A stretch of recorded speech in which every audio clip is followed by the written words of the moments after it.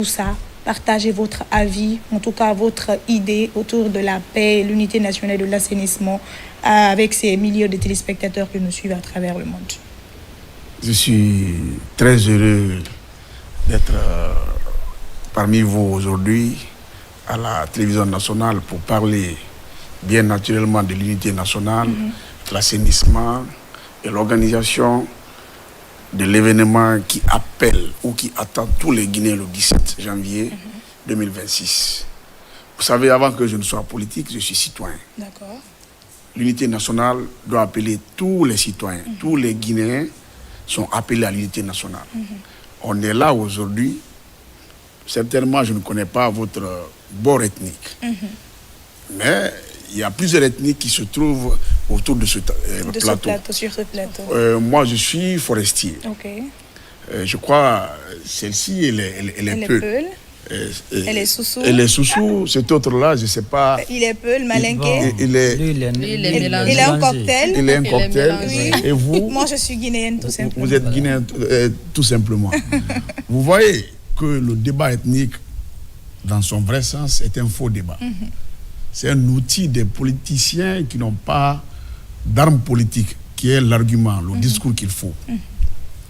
Je crois que nous qui sommes de la nouvelle génération, nous devons essayer de pallier cela.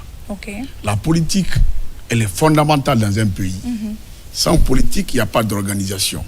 Mais cette organisation ne doit pas nous amener à nous repositionner derrière nos ethnies. Ça va nous bloquer systématiquement. Donc l'unité nationale appelle à tous les Guinéens. Mais l'élément le plus fondamental qui va englober l'unité nationale, c'est l'économie. Dans les pays développés, on dit que l'économie a absorbé la diplomatie. L'économie a absorbé la politique.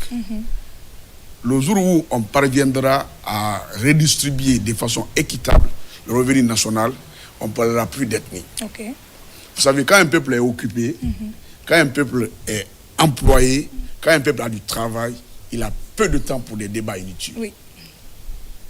Quand vous voyez notre pays, c'est très aberrant de le signifier ou de le dire.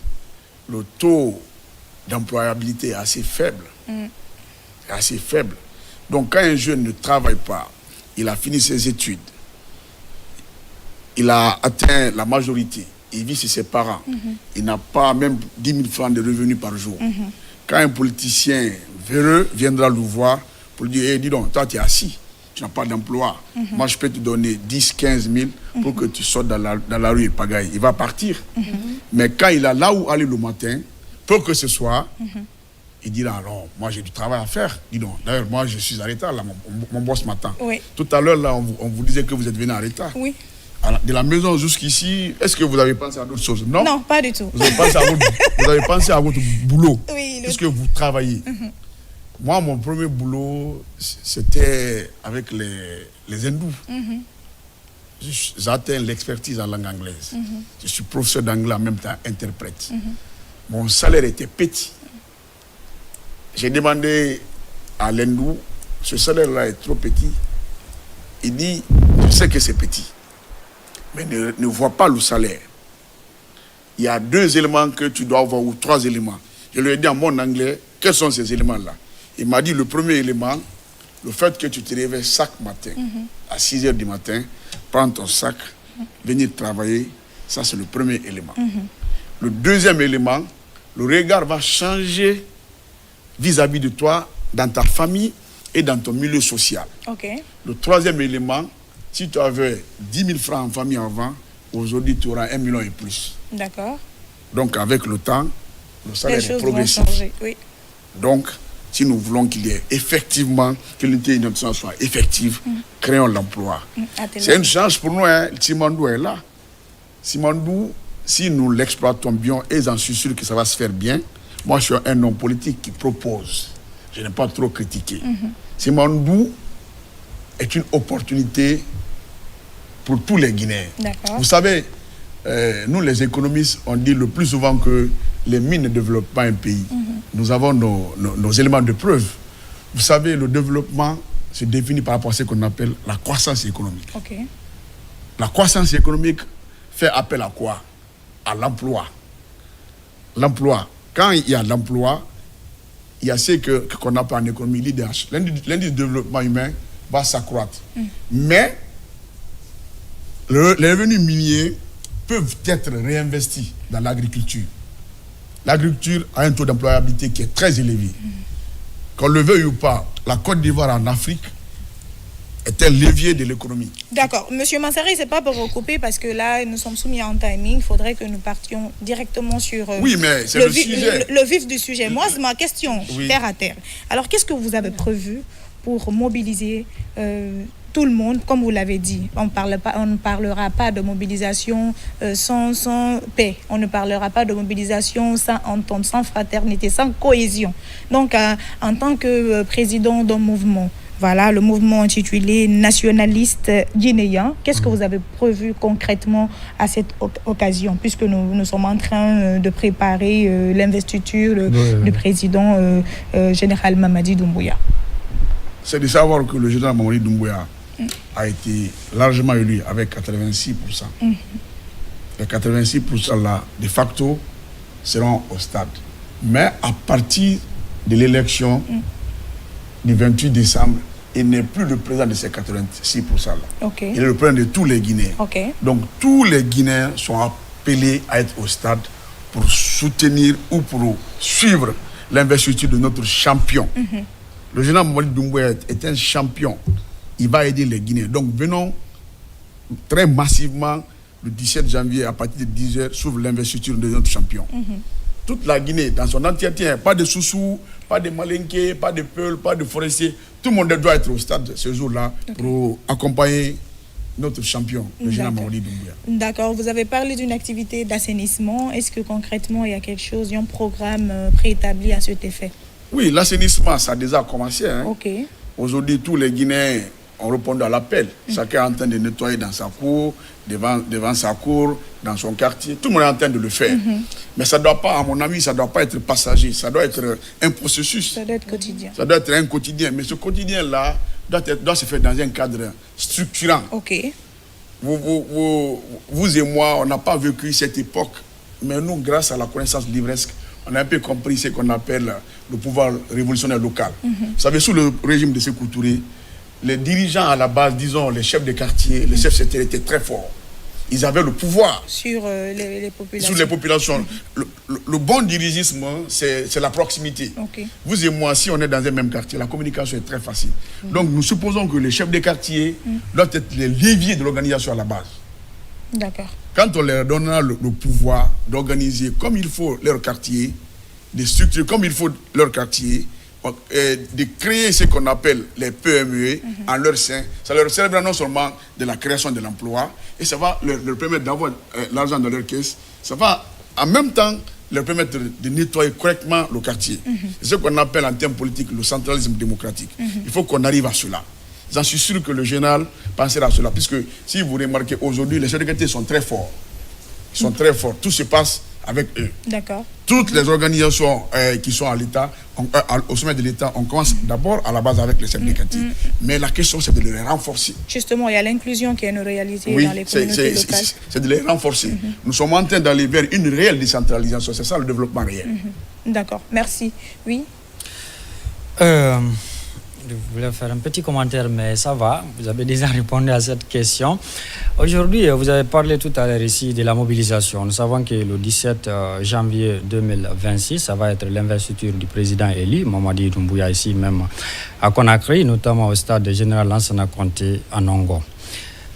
Lancer un appel verbal à travers la RTZ, bien sûr, c'est des milliers de personnes qui nous suivent, mais concrètement sur le terrain, vous en tant que mobilisateur, en tant qu'homme politique, entrepreneur et bilinguiste également, économiste aussi, qu'est-ce que vous faites? Qu'est-ce que vous faites concrètement sur le terrain? Est-ce que vous avez des mécanismes ici pour mobiliser les jeunes? Parce que quand on prend la couche sociale dans sa globalité, il y a les jeunes, les femmes et les vieilles personnes. Est-ce que vous avez mis des stratégies sur place pour pouvoir mobiliser les gens au-delà de la communication? Vous savez, si une femme est acquise à votre cause, on n'a pas besoin de beaucoup de verbes. Objectivement, notre champion a été élu avec 86%. 86%, à mon avis, ça c'est la Guinée, ça. Il n'y a pas de stratégie particulière par rapport à ça. C'est de donner, c'est de communiquer sur la date pour ne pas que les gens oublient. Moi, je sais que les gens iront au stade, puisque les preuves sont là.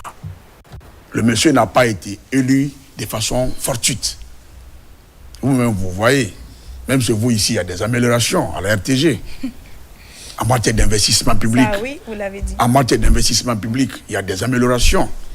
En matière de santé, il y a des améliorations. Même au niveau des retraités, il y a des améliorations. Le développement, c'est des visures. Aujourd'hui, on ne peut pas parler à quelqu'un de nous suivre. Non, c'est avec les preuves. Donc les preuves sont là. C'est les preuves-là qui nous ont permis d'élire notre champion. Grâce à ces preuves-là, aujourd'hui, je vous le dis, le samedi risque d'être un jour férié. Partout où tu vas aujourd'hui, tout le monde dit on ira au stade, on ira au stade, on ira au stade. C'est un grand événement. Notre souci, ce n'est pas la mobilisation. Notre souci, c'est comment les gens pourront contenir le stade. Puisque nous sommes 17 millions de Guinéens. Je sais que peut-être que les mesures sécuritaires sont prises. Justement, à cet effet. un État, ça va avec. Oui. Nous sommes aujourd'hui 17 millions de Guinéens. Les gens quitteront même à l'intérieur du pays pour venir suivre l'investiture, puisqu'il est national. Ce n'est pas une inquiétude, la mobilisation. Ok, l'autre question peut-être, ça va être sur l'assainissement, parce que même hier, j'ai vu sur les réseaux sociaux où le ministre Aboubakar Kamara a récompensé un jeune ici à travers une moto, parce qu'il a empêché une dame à verser les ordures sur la chaussée ici, qui est d'ailleurs une bonne chose qu'il faut encourager, et surtout parce que ça parle de la citoyenneté. Vous, concrètement, à travers votre mouvement, est-ce que vous avez mené des campagnes d'assainissement avant l'élection du président, ou bien c'est dans ces laps de temps que vous allez mener des campagnes d'assainissement, parce que l'investiture, ça appelle aussi des délégations étrangères ici qui vont rallier Conakry. Est-ce que vous vous êtes dit, dans tel quartier, même si c'est aux alentours de l'aéroport ou de l'aéroport jusqu'au stade, on s'est départagé les quartiers ici à assainir à travers notre mouvement? J'estime que je fais partie des bons citoyens guinéens. Donc, cela veut dire que moi, je ne peux pas boire mon jus et jeter les canettes dans la rue. L'exemple là, je suis en train de la faire perpétuer. Et cela ne date pas d'aujourd'hui. Mais la chose la plus importante, c'est la conscience. Un bon citoyen, c'est celui qui pense à son pays. Un bon citoyen, c'est celui qui a la conscience de la citoyenneté. Le développement n'est pas que l'État. Ça passe partout. C'est un tout. Chacun doit jouer son rôle. Chacun doit poser sa brique. Par rapport à ça, c'est un appel qu'on va lancer aux Guinéens. Que chacun comprenne que la route n'est pas faite pour jeter les ordures, ou pour boire les canettes de jus et les jeter, ou pour boire les sachets d'eau et les jeter. Cela doit vraiment cesser. D'accord. Cela doit cesser. Ce que Abouaka a fait aujourd'hui, j'ai suivi ça. C'est un élément de motivation, c'est normal. D'accord. On a compris, M. Mansari, comme on l'a dit, l'assainissement est l'affaire de tous. Balayer devant chez soi est un devoir citoyen.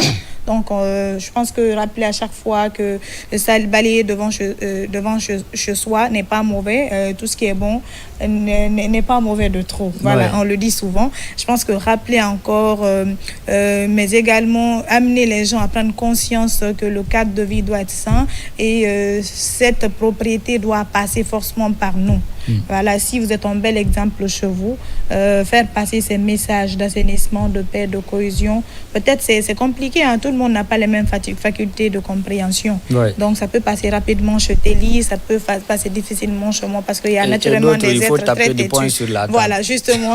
Alors c'est bon tout ce que vous dites. J'espère que les Guinéens seront très nombreux du côté du stade ce jour, le samedi. Nous y serons forcément parce que voilà, donc c'est l'affaire de tous les Guinéens, comme vous l'avez rappelé. Adama Hawa, un commentaire ou une question, puisque voilà, le temps nous est presque imparti. Qui revienne un peu sur le taux de chômage en Guinée, puisqu'il a dit qu'il y a faible d'employabilité dans le pays. Et concrètement, est-ce que vous avez quelque chose de prévu après l'investiture du président sur ce sujet? Moi déjà, comme je vous l'ai dit, je ne suis pas que politique, je suis entrepreneur. J'ai au moins 15 salariés. Ça, c'est ma contribution. beaucoup doivent comprendre aussi que l'État n'est pas un employeur, mais l'État crée les conditions de l'emploi. C'est pourquoi je dis que Simandou est une opportunité. Les fonds de Simandou doivent être réinvestis dans d'autres secteurs. Une fois, j'ai discuté avec un haut cadre dans la sphère économique. Je lui ai dit que la fonction principale d'une banque centrale, c'est la création de l'emploi. Il était perdu. C'est des notions récentes. Il m'a demandé comment la banque centrale crée l'emploi. Je lui ai dit que c'est en réduisant ce qu'on appelle le taux directeur. La banque centrale va aider les gens, comme le Nigeria l'a fait. Chaque année, en tout cas, moi, je fais cette proposition. Chaque année, il faudrait que notre pays soit en mesure de créer 100 hommes riches. Ces 100 hommes riches-là peuvent créer de l'emploi. Vous imaginez, pendant 7 ans, 7 ans, on crée 700 hommes riches. Les 700 hommes riches-là créeront combien de travailleurs? Ça va apaiser le chômage, mais ça ne va pas apaiser le chômage. Ça va apaiser. Nous sommes un pays qui est très riche, hein? Et il y a des intellectuels ici. Il faut juste les mettre en valeur. La Guinée a des très bons intellectuels. La Guinée a des hommes qui savent réfléchir, qui savent créer. Il faut tout juste les mettre en valeur. D'accord, les mettre en valeur. Merci beaucoup à vous, Monsieur Abouakar Mansaré. Alors, ce qu'on va faire, si vous avez un message spécifique à passer, à adresser à tous les téléspectateurs, mais également à tout le peuple de Guinée, tous qui sont en train de nous suivre aujourd'hui ou ceux qui sont en train de nous suivre seront ambassadeurs pour véhiculer ce message que vous allez adresser aujourd'hui aux téléspectateurs, aux autres. Parce que je suppose que tout le monde, tous les Guinéens n'ont pas le même emploi de temps, comme vous l'avez si bien. Il y en a qui sont très occupés, qui sont au boulot. Il y en a même qui a des boss qui dorment encore parce que voilà, le chômeur est boss en soi. Parce que si tu n'as pas de quoi t'occuper, si tu es compte, tu es tenu obligé de te reposer ou de vaquer à autre chose. Comme il y a l'électricité, tu regardes le film jusqu'à 3h, 4h du matin et puis voilà, tu dors maintenant jusqu'à midi. Après, tu te réveilles pour chercher de quoi mettre sous la dent. Oui. Pardon. Ce que je n'ai pas compris chez le monsieur, je voulais poser la même question que Téli a dit, mais il a marché sur ma langue. Le monsieur n'a toujours pas répondu à la question, je comprends bien. Peut-être que c'est moi qui n'ai pas compris. Laquelle des questions? Téli a demandé s'il a mené des activités d'assainissement avec les jeunes. Bon, il a parlé ici de conscience. Il a parlé ici de conscience. Mais est-ce qu'il a mené des activités d'assainissement réellement avec les jeunes? Je vous ai dit que moi, je suis un bon citoyen. Oui. Tous les jours que vous connaissez, je sensibilise les gens dans mon quartier, dans ma cour. Je ne suis pas une PME qui est chargée de cela. Justement. Mais dans le temps, en tant qu'homme politique, je peux le faire. Mais est-ce qu'après l'investiture, vous avez quelque chose de prévu sur ce sujet? Bien sûr. Votre mouvement, en fait. Bien sûr. Vous pouvez demander. On parle de mouvement, c'est aider à la campagne. Faire non, la pas campagne. qu'à la campagne. Justement, après la campagne. Madame, ce que les gens oublient, un processus électoral, c'est avant, pendant et après. Après la campagne, nous allons continuer à mener des activités. Moi, là, il m'a suivi pendant la campagne. Notre première activité d'assainissement, c'est déjà budgétisé. C'est nous-mêmes qui allons financer. Ce sera à AFIA. D'accord. OK? Oui. Nous allons le faire. Il faut aider l'État. Il faut aider l'État. John Kennedy l'a dit. Avant de se poser la question, c'est que ton État a fait pour toi. Toi-même, il faut te poser la question, c'est que tu dois faire pour ton État. Pour revenir à votre appel, mon appel est très simple. Nous avons eu la chance d'avoir notre génération à la tête de la Guinée. Il sera là pour 7 ans, son premier mandat. Quelle qu'en soit sa force, quelles qu'en seraient ses capacités, il ne bâtira jamais la Guinée seul. Il aura besoin du concours de tous les Guinéens. Il aura besoin de la contribution de tous les Guinéens. On ne dira pas qu'on va interdire la politique, mais il faudrait qu'on fasse la politique objective. Un politicien, c'est un homme qui propose. Les politiciens qui veulent l'aider, faites des propositions, écrivez-le. C'est vrai, il y aura l'Assemblée. Mais au-delà de l'Assemblée, il y a le maître de la présidence. Il y a la part de la présidence. Écrivons-le, accompagnons-le. Tout le peuple de Guinée, soutenons Mamadi Doumbouya. Soutenons-le, puisque en 4 ans, il a montré qu'il peut nous amener vers ce qu'on appelle la terre promise. Moi, je le connais personnellement. Il a les aptitudes qu'il faut. Mais je le répète encore, lui seul, il ne pourra pas. Son gouvernement seul, ils ne pourront pas. il faut le concours de tous les Guinéens, de Amara à Zaoro, de Yokonko à la RTG. Je vous remercie. Merci beaucoup à vous d'être passé sur ce plateau. Alors, nous avons M. Abouakar Massaré, économiste entrepreneur, homme politique, mais également président du mouvement nationaliste guinéen, avec qui nous avons papoté, nous avons causé sur des sujets citoyens. Ouais. En tout cas, l'aptitude, le comportement ou l'attitude qui devrait ou que devrait avoir un bon citoyen. Ouais. Voilà, donc dans ce processus, comme il l'a dit, c'est avant, après, et avant, pendant et après. Grand a été le plaisir pour nous de vous avoir sur ce plateau. Et on vous souhaite toutes les bonnes chances du monde et que vos conseils prodigués sur ce plateau tombent dans de très bonnes oreilles. Mesdames et messieurs, le plaisir est largement partagé. Que Dieu nous protège, que Dieu permette aux Guinéens de tirer profit de l'immense richesse qui se trouve chez nous. Je vous remercie. Merci beaucoup. Alors, nous marquons une courte pause et juste derrière, on se retrouve sur ce plateau pour la suite de cette émission.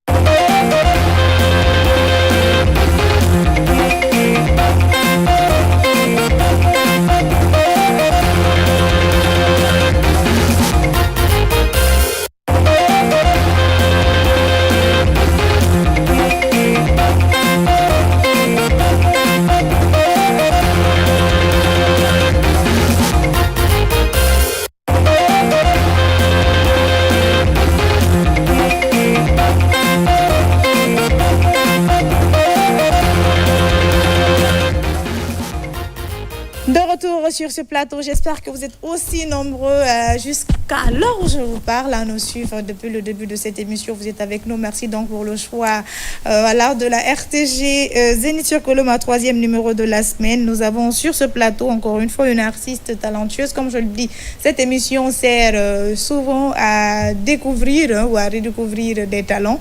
Et aujourd'hui, je crois que je ne vais pas présenter d'abord qui elle est. Je ne vais pas dire, qui elle est. Elle va sortir sa voix. Après, vous aurez vos appréciations à donner. Bon, elle est là de façon, je ne sais pas trop, timide avec les gaffes. Mais je sais que sa voix va vous couper le souffle. Alors, qu'est-ce qu'on fait? On fait plaisir à ses téléspectateurs avec la voix. Et après, il d'antegue. Parce que Ronya d'antegue tari Sarah. Souteka. C'est parti, Chacha. Elle est guinéenne. Elle est naturelle. Elle est juste belle. Je dis, elle est si magnifique. Oh, elle est naturelle. Elle est guinéenne. Elle est femme battante. Oh, ma guinéenne. Ino Guinée fangito fe. Ifama bene. Mwenye la Guinée bene. Hey. Voici la fala de Bodimo. Aru la Guinée. La Guinée, D'accord, la Guinée, la Guinéenne, les Guinéens, en tout cas, terre de richesse, c'est ça? Oui, et d'innovation. D'accord. Et surtout terre de très belles femmes. Voilà. Téli, Merci, je te comprends plus sur ce plateau. Bonjour à toi, Chacha. Bonjour. Bienvenue sur ce plateau. Merci. Alors, en une minute, si on demande à Chacha de se présenter à ses téléspectateurs, je peux bien te présenter, mais je préfère que tu le fasses avec ton art. Hein? D'accord. Une minute. Présente-toi, Chacha, aux milliers de téléspectateurs que nous suivent aujourd'hui au compte de Zénith sur Colombe. Alors, bonjour à tous, j'espère que vous allez bien, j'espère que chez vous, tout est tranquille. Voilà, moi je suis Chacha, artiste, chanteuse, compositrice, voilà, aussi évoluant dans une maison de production appelée Accent Grave. Et aujourd'hui, Chacha est une personne vraiment incontestable. Voilà. Modestie, son papa. L'humilité, sa mère. Incontestable parce que voilà, c'est une fille qui est tout le temps accentuée sur sa musique et voilà, en une minute, c'est ça, Chacha, quoi. D'accord, c'est ça, Chacha. Et c'est quoi l'actualité de l'artiste? parce que vous venez de sortir un clip intitulé La Guinée. La Guinée, vous avez rendu hommage à notre très belle Guinée et tout, mais bien avant, je rappelle que vous avez des sons, vous avez des clips et tout. Bien Donc, sûr. on ne va pas vous demander de nous parler de vos débuts, mais parlez-nous de votre actualité et tout en nous expliquant quels sont les différents thèmes abordés dans tes musiques et pourquoi Chacha a choisi de chanter. Parce qu'elle est diplômée. Oui, bien sûr. Disons plutôt que Chacha, elle est en train de travailler sur certains projets cachés, parce qu'il ne faut pas tout dévoiler. Et aussi, déjà, elle a fait sortir son mini-album qui se fait appeler Épée, voilà. Et l'épée est dédiée aux femmes. Et aussi, elle prépare un concert sur ce cas-là pour la sortie de l'épée. Et elle a fait sortir déjà 3 clips. Déjà qui suit Kafuma, Marafani et la Guinéenne. Et déjà il y a d'autres aussi qui se préparent. Et sur ce, elle a aussi des contrats avec certaines personnes, genre certains artistes tels que One Time, Habib Fatako, MC Fresh et Douraïzi aussi. Donc elle a d'autres projets aussi venant de l'extérieur, disons, parce que il faudrait le dire que il faut pas qu'on cache trop les choses. Chacha, elle a choisi la musique aujourd'hui, pas parce que elle veut en profiter. C'est parce que c'est ce qu'elle a choisi, en vrai, c'est sa passion. Et malgré qu'elle soit diplômée, elle est toujours accentuée. Elle est diplômée sur la médecine, mais... Je voulais qu'elle parle de ce qu'elle a comme diplôme. Parce que c'est très marrant. Bon, c'est pas marrant, c'est très rarissime de voir, connaissant un peu les étudiants en médecine, toute la concentration, le sérieux que cette faculté demande. Être diplômé en médecine, c'est ça? En biochimie. En biochimie et tout. Et être artiste chanteuse aujourd'hui. Je pense que ça, je sais pas trop. On voit vraiment que c'est de la passion. Elle seule est là. Elle sait pourquoi elle l'a fait. Diplômée en médecine et en biochimie. Ok. C'est bon. J'espère qu'il n'y a pas de problème. En fait, parce qu'elle s'est spécialisée en biochimie. Voilà, parce que la médecine, c'est une faculté à la spécialisation. Comme la pharmacie. C'est très vague parce que ça demande 8 ans d'études. Je vois que plus la spécialisation, 3 ans, ça peut pas jusqu'à 10 ans parfois. Excusez-moi, malgré ça, je suis en train de poursuivre encore d'autres études pour pouvoir avoir mon master là-dessus. J'ai fini l'année passée, en biochimie. L'année passée, j'ai fini, mais approfondir les études, je crois que c'est mieux aussi, pour mieux comprendre les choses. Mais ça ne veut pas dire que Chacha va lâcher la musique pour ça, et elle va lâcher encore ça pour la musique. Mais comment tu fais? Parce que jumeler les deux, je pense que ce n'est pas chose aisée, parce que l'autre, tu peux te dire que je suis, par exemple, enseignant comme Ousmane Telly, je suis journaliste, pas enseignant je suis chanteur. C'est 2 mondes différents. Justement, c'est 2 mondes, franchement, éloignés en fait. Il y a beaucoup de personnes qui me demandent cela, comment j'arrive à gérer. D'abord, il faudrait dire que j'ai un planning pour ça. Et je suis dans un institut de formation. Je suis en train de faire à travers les jours qu'on part et les jours qu'on ne part pas. D'accord. J'ai pas besoin de tout vous expliquer. D'accord. Les temps creux ou j'ai pas les heures voilà, c'est un peu ça. D'accord. Alors Ousmane Telly, je sais que toi tu as beaucoup de questions pour nos invités, tellement que tu en as à dire et tout. Des fois tu préfères te taire parce que si le temps n'est pas galant avec toi, tu préfères garder ta Je vais juste dire que je suis pas enseignant. Ah, tu n'es plus enseignant. Je suis plus enseignant. Attends, Fana, je sais que tu es en train de nous suivre. Il a dit ici combien de fois qu'il est enseignant. Si aujourd'hui il dit qu'il n'est pas enseignant, faut pas qu'il y ait quelque chose. Enseignant, moi j'ai une question. Vas-y. Mais moi je voulais demander à Chacha si vraiment ses parents ne se sont pas opposés à cette passion. Non, d'abord il faudrait dire que mon grand-père il était griot. Voilà, donc je vois pas quoi. Pour un début quand même, sur les Peuls c'est un peu difficile pour un début. Mais disons comme on m'a fait choisir si j'avance dans mes études, on te laisse chanter. Il n'y a pas de problème. Mais au cas contraire, je retourne. Je reste là où je suis. C'est ça en fait. D'accord. C'est un contrat quoi. C'est un contrat avec les parents. D'accord, d'accord. Alors, merci beaucoup. Ce qu'on va faire, on va encore permettre à Chacha de montrer ce qu'elle sait faire à ses téléspectateurs qui nous suivent à l'instant même. On va pas pouvoir explorer tout ton répertoire, mais je pense on peut en profiter un peu, parce que moi déjà ta voix, j'aime bien, m'a bluffé d'entrée de jeu. Donc on va le faire sérieusement. Ça c'était juste de l'amusement. On va aller avec les vraies choses. Chacha, prouve à l'équipe Zénith sur Coloma, mais également aux téléspectateurs de la parce RTG que moi, je suis pas bluffé que tu es vendable. J'ai Hein? envie de danser en tout cas moi. Eh ben toi tu es une championne en la danse, on sait ça, mais aujourd'hui tu vas être tranquille. Non, c'est ton chanteur préféré, ça, quand il chante tu danses. Donc Chacha, laisse-la en dehors. Oh bien. Alors qu'on me connecte à la musique, quelque chose j'ai commencé. D'accord. Sinon, s'il n'y a pas d'instrument là, il ne chante pas. Mais Chacha, tu nous as pas proposé d'instrument. Eh ben. Comment on peut te proposer d'instruments et que toi-même tu nous as Non, mais rien. attendez. Il faut qu'on soit clair. D'accord. Quand je viens... D'accord, ce qu'on va faire, faut pas continuer. Télé, instru. Chacha. Non, souvent on reconnaît les vrais artistes par leur voix, sans instrument, parce qu'aujourd'hui, avec tout ce qui est... Chacha, dans la place. Non. C'est bon. Le professeur en question n'a qu'à faire Ah, vas-y, instru, on est. Non, souvent on n'a pas besoin d'instruments pour déceler le vrai talent des artistes. Moi, je pense que le contenu, la voix, ça me suffit pour savoir réellement ce qu'est Canada, mon nom a retenu de Marafanyi Baragen Canada. Nous fa konkonara, ira marafanyi nous fanna terra tu, terra anu fanna gorora. Marafanyi nous fanna terra nous fa konkonara. Hey! E falane ambara darude, marafanyi nankia masarafe, mbare rafam mon magbilende. Engagée, je suis trop amoureuse. Itanyati ya kolomuno maride no. Inului mungi limbonyena dima. Où que tu sois, je vais te trouver. Chaque soir, je fais que penser. Ton sourire me fait hypnotiser. Aïe, oh mon bébé.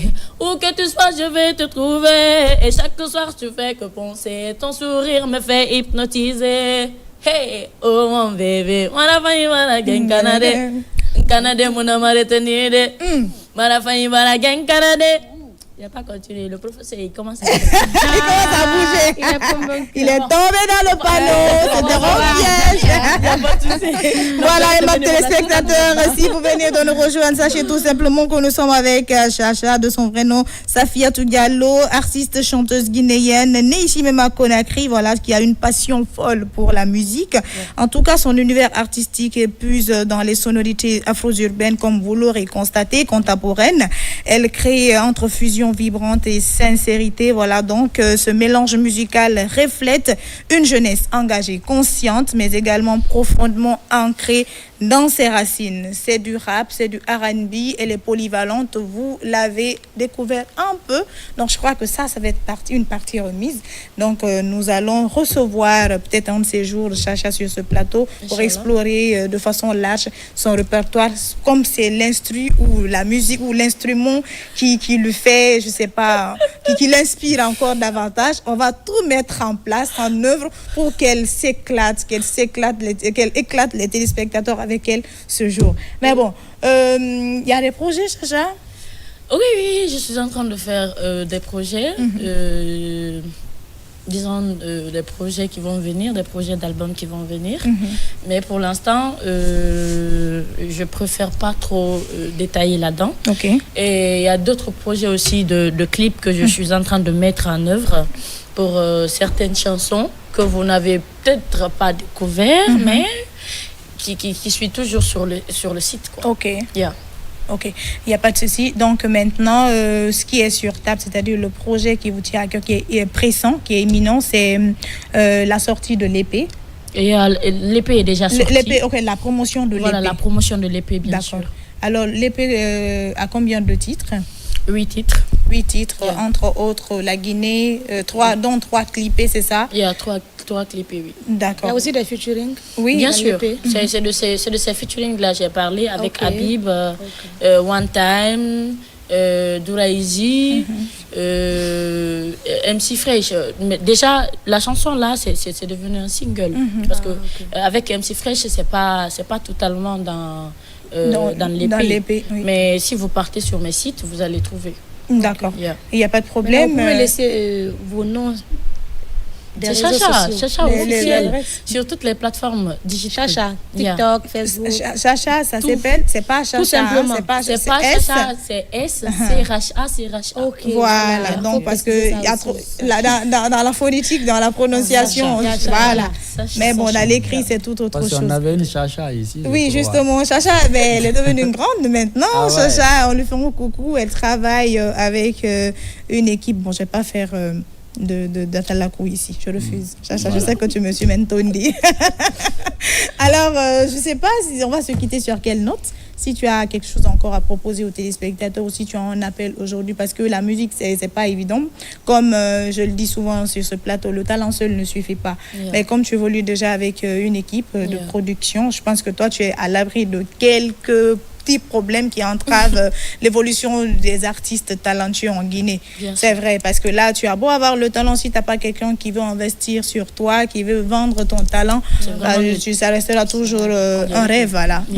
Tu as la chance, tu as l'accompagnement déjà moral de la famille, mais également l'accompagnement financier de ce qui t'accompagne sur tes projets. Ça, c'est déjà une très bonne chose. Tu as la tête tranquille. C'est pourquoi tu arrives à mélanger médecine et musique. Sinon, si c'est à toi de trouver l'argent pour le studio, pour les clips, pour ci, pour ça, sincèrement, une gamba mané. Entre toi et moi.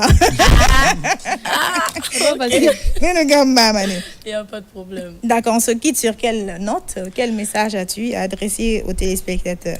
Je dirais d'abord aux parents de ceux qui sont envieux de faire de la musique.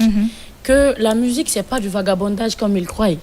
Parce qu'il y a d'autres qui disent que faire de la musique, c'est amener à être bandit, à faire du n'importe quoi. C'est pas ça. Il faut juste apprendre à les encadrer, à leur montrer, comme ce qu'ont fait mes parents en vrai.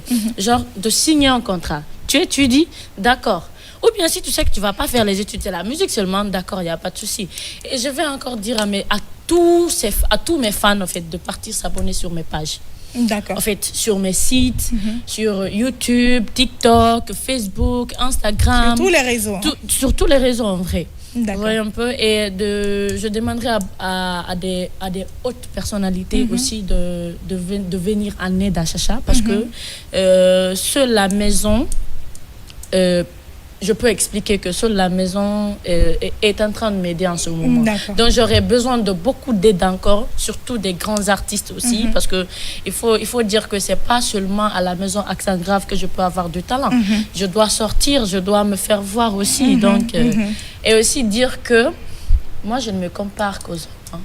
Je ne me compare pas aux filles. D'accord, il n'y a pas de souci. Ce qu'on va faire, il y a l'ingénieur de son, Toufa Fatmata Kamara, qui demande à ce que tu chantes Boré. Peut-être que c'est une de tes fans. Elle connaît mieux ton répertoire que toi, que nous-mêmes. Alors, Toufa, elle va te faire plaisir. Quelques couplets du son Boré. Vas-y.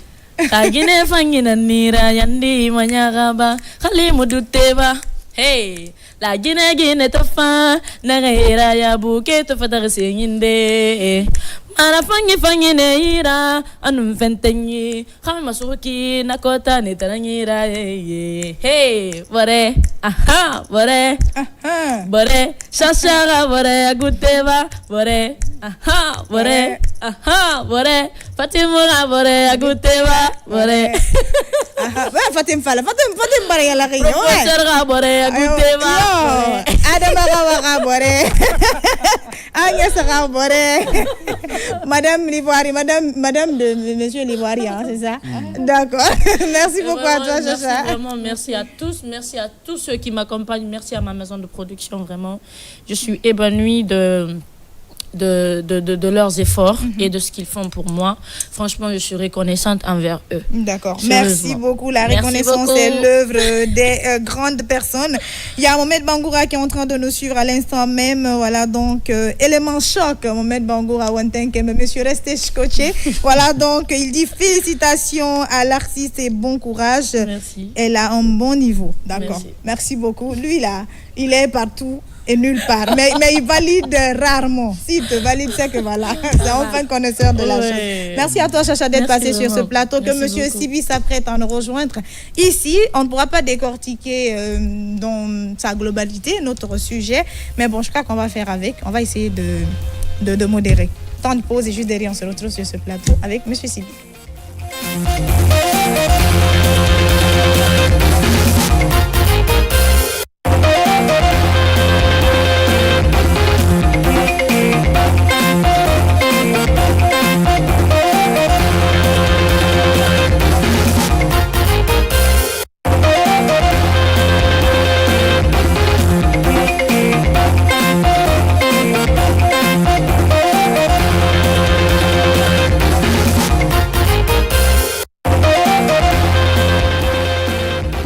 Sur ce plateau, voilà, donc vous le connaissez parce que c'est une des stars des réseaux sociaux, voilà, donc il traite des sujets sociaux, je sais pas, sociaux quoi?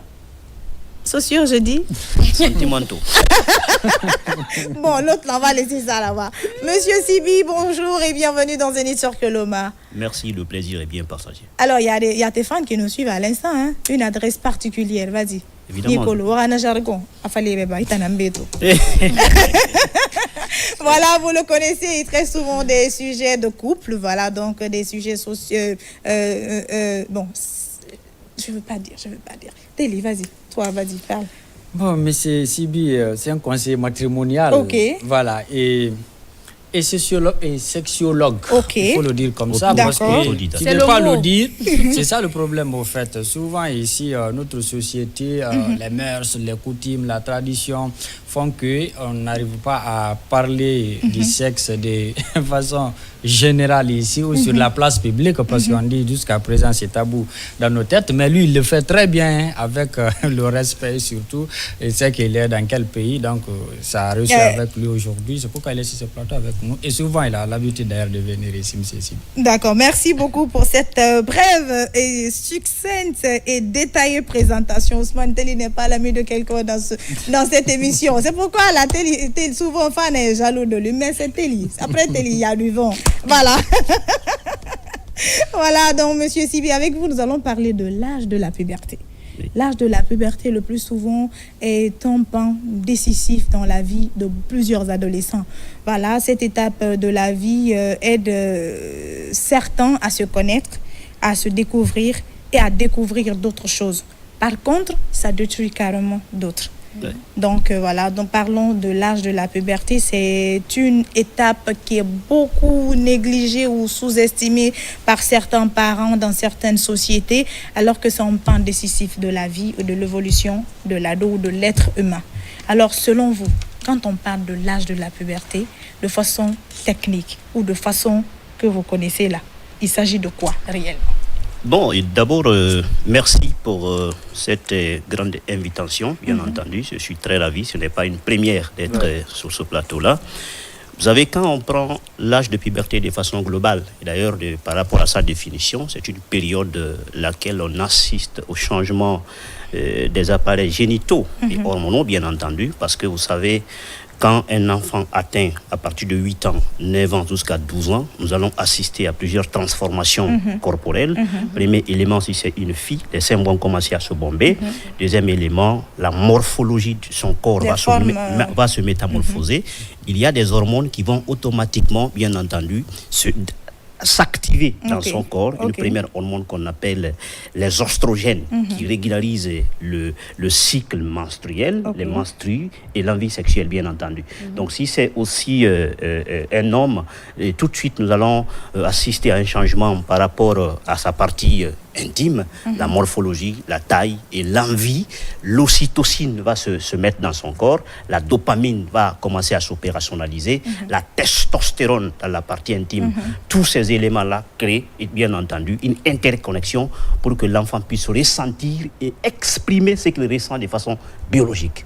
Mais si nous prenons de façon globale dans notre pays, la plupart des enfants qui traversent cette période de puberté sont négligés. Pourquoi? Et c'est pourquoi la plupart de ces enfants se créent une auto-éducation. Parce que pendant l'âge de puberté, l'enfant est influencé par 3 phénomènes. Ce qu'il voit, ce qu'il touche, ce qu'il entend. Ça transforme l'enfant automatiquement à appliquer et à devenir ce que vous êtes. Si l'enfant trouve que déjà, un enfant de 9 ans trouve déjà que dans sa propre famille, il y a un facteur, un indice dégradant, un indice qui est considéré, c'est que la maman ne l'appelle pas pour la dire tu as commencé à voir tes menstrues, voici ce que tu dois faire, voici ce que tu dois faire. Vous ne discutez pas un certain nombre de thématiques liées à l'intimité. L'enfant va avoir automatiquement les oreilles dehors. Et quand elle va avoir des oreilles dehors, c'est qu'elle écoute à travers ses amis, peut-être qui ont fait un petit pas de façon désordonnée dans le monde sexuel, l'impact et l'enfant goûte. C'est pourquoi aujourd'hui, si on remarque très bien, parce que pendant l'âge de puberté, moi j'ai eu à identifier 3 phénomènes. Le premier phénomène, l'âge de puberté face à la sexualité dans notre pays. L'âge de puberté face à l'hygiène, bien entendu. L'âge de puberté face aux sentiments. Et voici les 3 problématiques qui influencent la plupart des enfants dans notre pays. Quand quelqu'un a l'âge de puberté, une fille par exemple, la morphologie commence à se taper dessus, sein, tête, beauté, parce que c'est une période où la fille est trop draguée par les gens, par le monde extérieur. Vous savez, c'est plus important de préciser. Et quand une fille est comme ça, une première intégration d'accord sexuelle arrive à la frapper et qu'elle ne reçoit que des dragueurs. Et quand elle reçoit des dragueurs, cela crée automatiquement, bien entendu, une loi d'attraction mentale de devenir ce que les gens proposent. Ça c'est vrai. Quand elle se connecte, par exemple, elle a un petit téléphone, et voilà, elle se connecte sur les réseaux, tant, et puis voilà, quelqu'un la drague, salut, tu es belle. Et quand elle reçoit mot belle, elle voudrait s'affirmer dans cette logique. Et c'est pourquoi plus souvent, tu vas voir certaines filles, le fait que ses amies sont toutes devenues sorcières, elles ont commencé à goûter quelque part. Et c'est pourquoi c'est important. C'est pourquoi c'est important de préciser. Les parents ont négligé cet aspect, mais on ne doit pas négliger. Sinon, nous allons conduire, bien entendu, les filles et les hommes à l'abattoir. Pourquoi? Parce que les 75% aujourd'hui des enfants qui ont l'âge de puberté dans notre pays vivent de la masturbation sous 4 formes. Et ce que ça crée dans notre pays, c'est grave. Ce qu'on appelle la masturbation. La plupart des enfants sont à la base de créer une désorientation hormonale sur leur envie sexuelle. La plupart des gens. C'est pourquoi la plupart des gens sont désorientés, sont orientés, sont devenus lesbiennes, sont devenus PD, ça et là, tout dépend de l'origine. D'accord, ce qu'on va faire, monsieur Sibi, parce que nous choisissons des sujets et nous les traitons avec des pincettes. Parce que là, choisir un sujet, c'est déjà en parler, trouver des voies et solutions pour changer la mentalité, pour que ça impacte carrément sur le comportement des uns et des autres. De façon concrète, comment est-ce que les parents en Afrique devront ou devraient appréhender cette étape de la vie de leur enfant? Merci, c'est important. Vous savez, la période de l'enfance, ça commence de 0 à 10 ans. L'adolescence commence de 10 à 19 ans. Et la période de l'enfance, c'est une période de révélation. En ce moment, on assiste à plusieurs logiques dans son corps. Une énergie et une vibration mentale dans son corps. Quand ton enfant a 2 ans, qu'est-ce que tu dois créer? Qu'est-ce que tu dois créer comme contenu pour ton enfant de 2 ans? Mais si ton enfant de 2 ans, tu n'arrives pas à créer pour lui un espace de compréhension et d'intégration sociale, il va devenir une autre personne quand l'âge de puberté va arriver dans son corps. À partir de 12 ans, il faut que l'enfant d'abord soit intégré, soit préparé. À partir de 2 ans, qu'est-ce que l'enfant doit écouter? Ce que l'enfant écoute, c'est ce qui transforme l'enfant. Tu as acheté une tablette, tu as donné à ton enfant de 2 ans, 3 ans. C'est ce que l'enfant regarde matin, midi, soir. Des vidéos 30 minutes, 40 minutes. La tête est divisée en deux parties de façon psychologique. La conscience et subconscient. Le subconscient de l'enfant, ce qu'il regarde, ça se détermine automatiquement sur son subconscient. Ça crée de façon physiologique un caractère social adapté par rapport à ce qu'il regarde. Un parent doit se méfier par rapport à ce que l'enfant doit regarder. Parce que l'enfant prend l'habitude quotidienne de son environnement. Tel environnement, tel enfant. Et tel environnement, telle personnalité. Et la personnalité de l'enfant se débute là. À partir de 2 ans, 3 ans, 4 ans. Tu as un enfant de 4 ans. Tu as besoin de ta femme pendant la nuit. L'enfant ne dort pas. L'enfant vous regarde. Ça, c'est criminel. Bon, attendez, vous écoutez. Non, écoutez-moi bien. L'enfant de 4 ans. Madame. Un enfant de 4 ans, Madame, qu'est-ce qu'il en fait? un enfant de 4 ans, il est vous avez dit inconscient. 4 ans? Ok, Un enfant de 4 ans, un enfant de 4 ans. D'accord, Non. 4 ans, oui. Un enfant de 4 ans, C'est vrai. il est inconscient mais il est intelligent. Même 2 ans. La conscience, c'est quoi? La conscience, c'est quoi? La conscience, c'est la réception des informations de ton environnement, c'est ce qu'on appelle la conscience. À partir de 2 ans, l'enfant d'abord, les neurones sur son cerveau vont commencer à s'opérationnaliser en matière d'information. Qu'est-ce que l'enfant reçoit comme information? Si l'enfant regarde déjà ses parents en train de s'accoupler, à partir de 2 heures, 3 heures, ça donne une première information. Et de façon physiologique, son objectif est déterminé. Pendant l'âge de puberté, il va s'appliquer. Moi, j'ai fait une tournée nationale de 14 préfectures, ce que j'ai eu à toucher par rapport à la question de sexualité liée aux enfants, ça m'a dépassé, et c'est une vérité. J'ai consacré une année d'études dans 14 préfectures de la Guinée.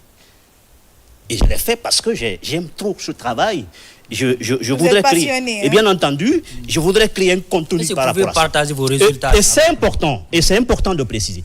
Deuxième élément, un parent doit veiller au comportement de son enfant. Tu dois serrer ton enfant. Dans le corps de l'enfant, il y a ce qu'on appelle la dopamine. La dopamine s'active à quel moment?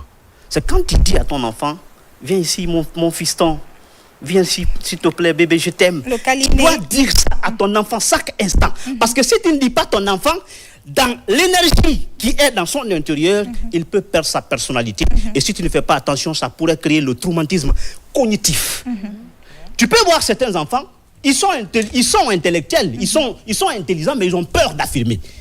Ils ont peur. Parce que le papa n'a pas créé un espace d'expression pour l'enfant. D'accord, ce qu'on va faire, nous allons revenir au sujet parce que voilà, c'est très important tout ce que vous êtes en train de dire, mais nous allons peut-être consacrer un autre numéro de cette émission à ce sujet très important. Mais là, j'étais en train de vous demander comment les parents devraient appréhender cette étape. Parce que là, justement, c'est une étape importante et cruciale.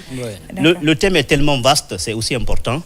Je voudrais dire à tous les parents, surtout les mamans, si vous saviez que vos filles sont arrivées par rapport à l'âge de puberté, il faut communiquer avec eux. Les mamans doivent être la première personne à dire à sa fille comment elle doit se comporter. Comment elle doit utiliser les trucs, si quelqu'un arrive à la draguer, comment tu dois préparer son cerveau. Ta fille ne doit pas vous couper. Paradoxalement, l'âge de la puberté, parfois, c'est caractérisé par un phénomène qu'on appelle l'opposition même aux parents. Parce qu'à cet âge ici, il y a des jeunes filles, même des jeunes garçons, parfois, qui ne supportent même pas les ordres reçus par les parents, même par l'environnement des grands. Ils deviennent des rebelles. Par rapport à ça, comment les parents peuvent prendre des dispositions? C'est ce que je vous dis. La préparation de l'âge de puberté commence par rapport à la période de l'enfance. Comment tu as transformé ton enfant? À partir de la période de l'enfance, c'est ce qui est le plus important. Un parent doit avoir un connecteur logique comportemental et du changement comportemental. Si le regard suffit pour faire taire ton enfant, à partir de l'âge de puberté, un simple regard va le faire taire. Mais si ça n'a pas été créé pendant la période de l'enfance, vous ne pouvez pas. Donc ça veut dire que c'est une logique pyramidale qu'il faut suivre. Mais la question de la puberté, il faut qu'on en parle. Il faut qu'on crée un espace de communication par rapport à ça. Moi, j'ai connu des gens, bien entendu, j'ai connu des gens qui se sont retrouvés transformés par rapport à leur partie intime. La plupart des gens sur la question d'hygiène, surtout à l'endroit des filles, à l'endroit des garçons, personne ne maîtrise. Et personne ne connaît comment les choses fonctionnent parce que maman n'accepte pas d'en parler. C'est tabou. Parle avec, bien entendu, ton enfant qui a l'âge de puberté. Dis tout pour qu'il soit informé. Sinon, c'est TikTok qui va l'informer. Sinon, c'est les réseaux sociaux qui vont l'informer. Et si l'enfant capte l'information à partir des réseaux sociaux, comment il doit s'opérationnaliser ses activités liées à la sexualité, il va être déprogrammé. Les parents ne sont pas là pour accompagner ces enfants qui ont l'âge de puberté. Dis à ta fille, si quelqu'un, tu sors avec qui? Tu sors avec quel type d'homme? Il ne faut pas faire peur à ton enfant de ne pas parler de sujet de sexualité entre toi et lui. Tu veux créer qui chez toi? Tu veux créer qui? Et ton enfant regarde, ton enfant écoute dehors. Quand ton enfant part à l'école, elle écoute ses amis qui ont déjà goûté. 2 ans après, il se peut que peut-être elle déjà, son âge n'est pas comme ça. C'est pourquoi le parent doit anticiper tout. La question d'hygiène, la question de l'homme. L'homme qui a commencé à partir de 8 ans, 9 ans, commence à faire un petit rêve pendant la nuit, tout simplement. Il fait le rêve, automatiquement, le lit est mouillé. Parle avec ton enfant. Ah, ce que tu as vu comme ça, c'est comme ça. Hein. Même chez moi, c'est comme ça. Ça commence. Mais ça ne veut rien dire. Il ne faut pas te masturber. Parce que 80 et quelques % des enfants commencent à la masturbation à partir de là. J'insistais sur la masturbation. Excusez-moi pour que nous déclarons la lanterne des téléspectateurs qui sont en train de nous suivre. La masturbation a-t-elle des inconvénients sur les enfants? La masturbation est une machine à destruction mentale, psychologique. Ça peut même réduire 40% de l'intelligence sur un enfant. Et sur un adulte? Même sur un adulte, ça a des conséquences. C'est aussi important de préciser cela. La masturbation déprogramme même le cerveau. La structuration du cerveau n'aime pas la masturbation. Et quand vous prenez aujourd'hui les 4 types de masturbation qui existent, concernant les enfants, il y a plusieurs filles aujourd'hui qui regardent des films pornographiques, bien entendu. Et un enfant qui regarde un film... Bon, je sais pas. Des films, des bon, je ne sais pas trop parce que nous sommes sur un plateau. Bon, les films sur adultes, bon, excusez-moi. Hein, bon, voilà, peut-être que c'est ça. Je pense que je suis sur mon plateau personnel. Parce qu'il y a des enfants aussi qui sont en train de nous suivre. Donc, on va traiter encore une fois avec des pincettes ce sujet. Voilà, avec les termes utilisés. Voilà, bon, moi, je pense qu'il faut que les parents anticipent pour dire aux enfants ce qu'il faut, ce que tu as ressenti comme ça, comme l'énergie par rapport à la sexualité, c'est comme ça que ça fonctionne. Il faut l'encadrer. Mais si tu ne l'encadres pas, il va s'auto-encadrer. Et quand c'est comme ça, c'est mauvais. Voilà. D'accord. Alors, oui, vas-y. Je voulais savoir, M. Sibi, il y a des parents aussi qui traumatisent les enfants autrui. Parce que tu peux vivre aujourd'hui avec des enfants autrui et tes enfants. Exactement. Parce qu'il y a des filles aujourd'hui qui vivent avec des femmes qui ne sont pas leur mère, en fait. Mais elles n'osent vraiment pas en parler à la dame. Il y a de ces cas aussi qui arrivent. Comment faire face à ce phénomène? Bon, moi, je pense que ce n'est pas important. Bon, à la maison, il faut gérer tout le monde au même pied d'égalité parce que c'est ton enfant. Il ne faut pas développer un certain degré de peur dans le corps de l'enfant d'autrui. Si tu ne peux pas garder dans ta maison, il faut la rendre à ses parents. C'est mieux. Mais moi, je pense qu'il faut que tout le monde participe à la solidification de la compréhension généralisée sur le contexte de la sexualité parce qu'aujourd'hui, ça fait très mal. Parce que moi, j'ai connu dans certaines localités à l'intérieur du pays où quand je donnais des cours de formation, où les enfants se sont perdus. J'ai sauvé un enfant de justesse parce que quand il a l'habitude de se déshabiller, quand il se déshabille, il y a déjà son kiki qui est très petit, ses amis se moquaient de lui, mais tiens, un kiki petit, si tu ne fais pas attention, ça veut dire que tu es fou, tu dois rien ne va te devenir, tu es malade. Le petit est parti au marché, il s'est acheté une corde, il attache la tête de son truc, il tend chaque jour, chaque nuit, parce qu'il est ignorant, personne ne l'appelait. Et voici des constructions comme ça. Moi, j'ai rencontré certaines filles qui m'ont dit, coach, mais attends, moi, sur la question de l'hygiène, on m'a dit qu'il faut mettre l'eau des abeilles, le citron sur la partie intime. Vous imaginez ce que ça représente, l'eau des abeilles, et puis tel ingrédient. C'est parce que les gens ne sont pas préparés dans nos contextes. Et même biologiquement, les professeurs de biologie. Cet enfant n'est pas mis en confiance. Évidemment. Donc, moi, je pense que... L'affection des amis fatigue beaucoup d'enfants aujourd'hui. C'est un sujet très important. La dernière fois, j'en parlais avec quelqu'un. À l'école, surtout, je pense que partout, même à la maison, les enfants, souvent, qui demandent beaucoup d'attention de leurs amis, sont toujours dans des situations embarrassantes. Évidemment. Parce qu'ils pensent que si leur ami, tu vas voir un enfant, son ami lui dit simplement, ah, si tu fais pas si, je ne viendrai plus chez toi. Cet enfant peut passer toute la journée en train de pleurer parce que son ami l'a dit ci, l'a dit ça. Je pense que les parents doivent prendre en compte cet aspect aussi très très important dans l'évolution d'un enfant. Donc, cette question de sentimentalité parentale, justement, qu'est-ce que tu présentes à ton enfant? La question d'amour. Ton enfant te regarde et le cerveau de ton enfant écoute ce qu'il est et ce qu'il doit être. Comment tu prépares ton enfant vers son destin? Aujourd'hui, nous sommes dans une période où la question sexuelle à un niveau très élevé. On peut suivre des débats sur les plateaux, sur les TikTok, sur Facebook, ça et là. Ton enfant qui vient de commencer l'âge de puberté, à partir de 8 ans, toi-même, à partir de 9 ans, tu as acheté un téléphone Android, tu donnes à ton enfant. Tu investis par rapport à sa scolarisation du côté d'école. Quand il rentre la nuit, il regarde des films d'adultes pendant 1 heure du temps. Son cerveau est déprogrammé. Ouais. Ton enfant fréquente les foyers de 6 à longe. C'est un foyer qui est considéré comme usine de transformation comportementale sur un enfant. Oui. Il y a 3 choses à retenir dans les foyers de 6 à longe. C'est pourquoi c'est important. On doit bannir ça. Ça joue sur la fréquente de personnalité des enfants, la transformation des enfants. Quand un enfant doit partir dans un 6 à longe, d'abord, l'habillement change. Le contenu de 6 à longe, c'est clair. Il faut être dans cette logique. Et quand un enfant prend sa propre décision de se mettre dans cette logique, tout en s'habillant, en culotte serrée, des formes provocatrices, vous imaginez ce que ça crée de façon cognitive. Ça veut dire que son cerveau attire un certain nombre de logiques de devenir ce qu'elle pense. Oui. Il faut bannir ça. Il faut parler avec ton enfant. Là où tu fréquentes, ce n'est pas bien. C'est pas bon. Et quand ces communications-là, ces arts de communication n'existent pas, nous allons assister à beaucoup de conséquences par rapport à l'évolution. Vas-y, Adama Hawa, tu as une question. Bon, moi, je voulais lui savoir, il a parlé tout à l'heure de rêve, c'est que les garçons, là, parce que eux, c'est un rêve pour découvrir leur puberté. Ça commence à partir de quel âge? Parce qu'il y a beaucoup qui ne connaissent pas, hein, surtout nous, les mamans. Ça dépend. C'est pourquoi l'âge de puberté chez un enfant commence à partir de 9 ans jusqu'à 12 ans. Mais scientifiquement, on les connaît à partir de 9 ans. Ça dépend de la morphologie. Mais qu'est-ce qui fait qu'un jeune, un homme, par exemple, à partir de l'âge de puberté, il réagit au lit pour la première fois? D'accord. Alors, je crois que vous allez me permettre de lire ce message. Il est long, mais il est très, très sensé. Rapidement, de ce téléspectateur, puisque le numéro est mis à leur disposition pour nous faire parvenir leur avis également. Salut à tous vos millions de téléspectateurs. Concernant l'âge de la puberté en Guinée, c'est un sujet intéressant. En Guinée, comme dans d'autres pays d'Afrique, l'âge de la puberté varie selon les individus et les facteurs comme la santé, la nourriture et l'environnement. Voici quelques infos. Les filles commencent à montrer des signes de puberté vers 10 et 12 ans avec les premières règles ménage. Vers 13 ans et 14 ans, c'est une période de changement physique et émotionnel très important. Les garçons, quant à eux, commencent à montrer des signes de puberté vers 12 à 14 ans avec la croissance des poils, la mue de la voix et d'autres changements physiques. Ces âges sont juste des estimations et ça peut varier d'une personne à une autre. La puberté, c'est une étape naturelle de la vie, mais ça peut être un peu compliqué à gérer parfois si les parents ne sont pas attentifs, mais également ouverts d'esprit pour aider les enfants à traverser cette période décisive de leur évolution.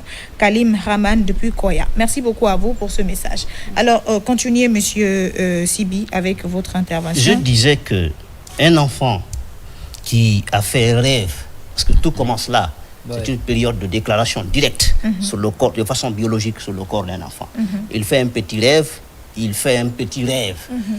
en couplage peut-être avec X ou Y. Ça arrive à tout enfant, à beaucoup d'enfants. C'est pourquoi il y a un enfant qui m'a demandé, coach, vraiment, j'ai l'habitude de trouver une fille, une femme blanche dans mon rêve, mais je ne la trouve plus. Aide-moi à la faire revenir, s'il te plaît. Parce que j'ai l'habitude de faire beaucoup de choses avec lui. Vous savez qu'est-ce qui se passe de façon hormonale à travers son cerveau? Vous savez, ce que l'enfant regarde contamine automatiquement le subconscient. Quand un enfant écoute ses amis en train de parler la question de sexualité, ceci, l'enfant écoute, le cerveau prend l'information. Et quand le cerveau prend l'information, le cerveau ne dort pas la nuit. Et ce que l'enfant retient de façon psychologique crée un effet émotionnel et physiologique sur son corps. Dès qu'il se couche la nuit, le cerveau va automatiquement refléter ce que l'enfant a vécu pendant la journée. Et c'est pourquoi la plupart des hommes, c'est pourquoi c'est important. Quand un enfant te dit, maman, je viens de faire un rêve, j'ai fait ceci, écoute l'enfant. Il ne faut pas refouler l'enfant. Quand l'enfant te dit que je viens faire un rêve et c'est un lait qui est sorti sur le lit, tu ne dois pas rejeter, il faut l'écouter, il faut l'expliquer. Attendez, c'est comme ça arrive à tout le monde, hein, mais ça veut dire que tu dois faire ceci. Mais si tu ne l'écoutes pas à partir de là, c'est ce qui pourrait pousser à l'enfant de faire la masturbation, de regarder des films adultes, d'utiliser le savon dans les toilettes, parce que c'est trop aujourd'hui, d'utiliser le savon dans les toilettes, photographier ses parties intimes, envoyer à X ou Y sur les réseaux sociaux, parce que ça aussi c'est trop. La plupart des enfants le font parce qu'elles veulent exprimer leurs émotions sexuelles. Changement physique. Et évidemment, qui demande, mais le fait qu'elle n'est pas encadrée, donc pour lui, prendre les photos de ses parties intimes, envoyer à X ou Y, pour lui, c'est une manière d'exprimer son émotion liée à l'envie sexuelle. D'accord, le sujet est très très important, mais très complexe et ambigu. Je crois qu'on va revenir avec ce sujet. Monsieur Sibi, vous le dites de façon officielle, vous serez avec nous demain pour continuer avec ce sujet. Demain, s'il vous plaît. L'emploi. Justement, on va négocier ça après avec lui, puisqu'on nous signale de l'autre côté que nous avons que 3 ou 2 minutes pour fermer portes et fenêtres de ce numéro. On va lire ce message rapidement. Salut ma télé, c'est Fassou Kipler, j'espère que j'ai bien prononcé, Kourouma, étudiant de l'ISCAM du Breka. Concernant... étudiant en critique musique. Je remercie Monsieur Sibi, je le suis souvent sur ses réseaux. Alors, il nous pousse à éviter d'être accro à certaines choses pas très catholiques. Je pense que l'âge de la puberté, il y a certains enfants qui ont honte même des changements de leur corps. C'est aux parents, bien sûr, de leur mettre en confiance. Bon, j'ai un peu changé votre message parce que voilà, j'ai pris l'idée générale. On va continuer avec 2 autres messages. Permettez-moi de le faire. Tu as une question, je sais. Mais bon, je crois qu'on va remettre toutes ces questions à demain, Inch'Allah. Bonjour, la RTG, c'est moi, Aya Moussassi, là. Donc, j'aime vraiment votre émission. Monsieur Sibi, il est à la hauteur. Monsieur Sibi, s'il vous plaît, revenez demain pour continuer, puisque nous, les parents, nous sommes à l'écoute de cette émission. Ça nous permet vraiment d'appréhender cette période importante. Merci de nous rappeler que notre rôle est crucial dans cette étape pour nos enfants, parce que nous sommes partagés entre boulot, maison et famille. On n'a presque pas le temps pour nos enfants et c'est très important. L'enfant est toujours l'ambassadeur de sa famille. S'il a un mauvais comportement, on dira qu'il est très mal éduqué et ça y va de notre responsabilité. C'est un parent qui parle, je pense que c'est très important. Alors, les messages sont nombreux, mais on va aller rapidement aux remerciements. Voilà, puisque le journal de 13h30 aussi, les téléspectateurs doivent être informés, parce que c'est aussi cela la RTG, divertir, informer, éduquer, sensibiliser, tout ce qui va avec. Merci à Marof d'être passé sur ce plateau. Merci. Et merci à M. Sibi également. Ousmane Telibari, merci à toi également. Merci beaucoup, Amika. Mon ventre est gonflé de questions. On va remettre ça demain, Inch'Allah. Monsieur Sibi n'a pas le choix. Il va revenir forcément avec nous demain sur ce plateau. Merci à toi également, Adama Hawa. Merci, Amika. Et j'espère que M. Sibi sera avec nous demain, parce que là, tout ce qu'il nous dit, là, c'est vraiment très, très important. D'accord. Merci beaucoup, Adama Hawa. Merci à vous, Monsieur Sibi. Merci. On se retrouve ici demain pour terminer ce sujet très, très important. Merci à toute l'équipe technique, au CNT, nous avons Tekirai, Kadiatou, Kamara, au son Toufa, réalisation François Nodal, Alassane Kamara, François Soropogui a réalisé cette émission au cadre Sekou Sissoko, Rosaline Bongono, Mamadi Sangaré, Mamadouba. Merci à vous, chers téléspectateurs, d'avoir pris un peu de votre temps pour nous suivre. Demain, nous serons avec Ahmed de Paris, voilà, donc dans cette émission, mais également avec Monsieur Sibi pour continuer à discuter de ce sujet très important.